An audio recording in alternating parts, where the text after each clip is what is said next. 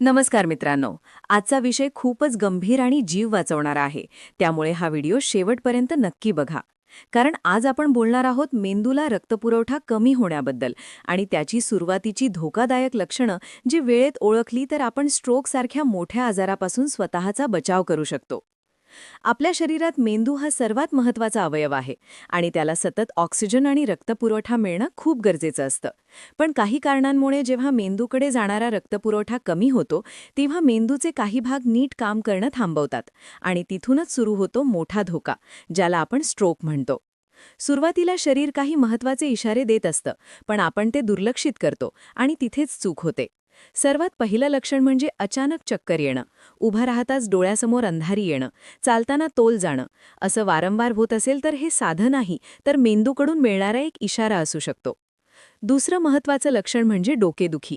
पण ही साधी डोकेदुखी नसते, ती खूप तीव्र असते, अचानक सुरू होते आणि औषधांनीही कमी होत नाही. अशा प्रकारची डोकेदुखी कधीही दुर्लक्षित करू नका. तिसरं म्हणजे डोळ्यांशी संबंधित त्रास. अचानक धूसर दिसणं, एका डोळ्याने कमी दिसणं किंवा डोळ्यासमोर चमक दिसणं. हे सुद्धा मेंदूला रक्तपुरवठा कमी झाल्याचं लक्षण असू शकतं. त्यानंतर शरीरात बदल दिसायला लागतात. हातपाय सोन्न होणं, मुंग्या येणं, विशेषतः शरीराच्या एका बाजूला. हाताची पकड कमी होणं, वस्तू नीट धरता न येणं, हे सगळे खूप गंभीर सिग्नल आहेत. बोलण्यात अडचण निर्माण होणं हेही एक मोठं लक्षण आहे. शब्द अडखळतात, नीट बोलता येत नाही किंवा इतरांचं बोलणं समजायलाही त्रास होतो.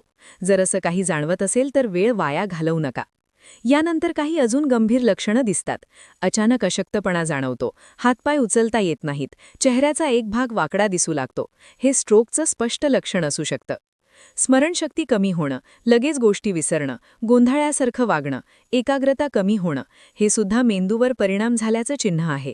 त्याचबरोबर मळमळ, उलटी, तीव्र डोकेदुखी आणि काही वेळा बेशुद्ध पडणं किंवा झटके येणं ही अत्यंत गंभीर लक्षणं आहेत.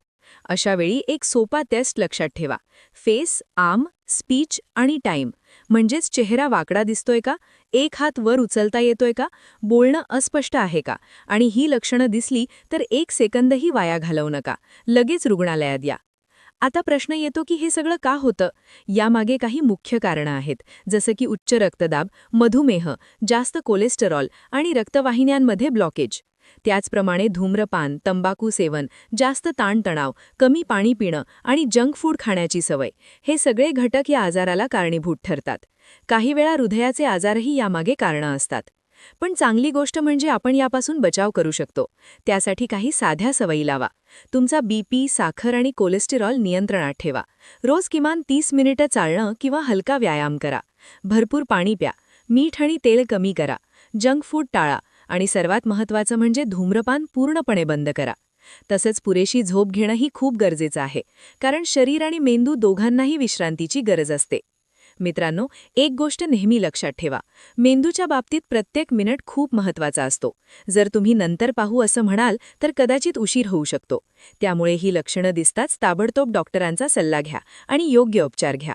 वेळेत घेतलेला निर्णय तुमचा जीव वाचवू शकतो आणि तुम्हाला मोठ्या संकटापासून दूर ठेवू शकतो. हा व्हिडिओ प्रत्येकासाठी खूप महत्त्वाचा आहे.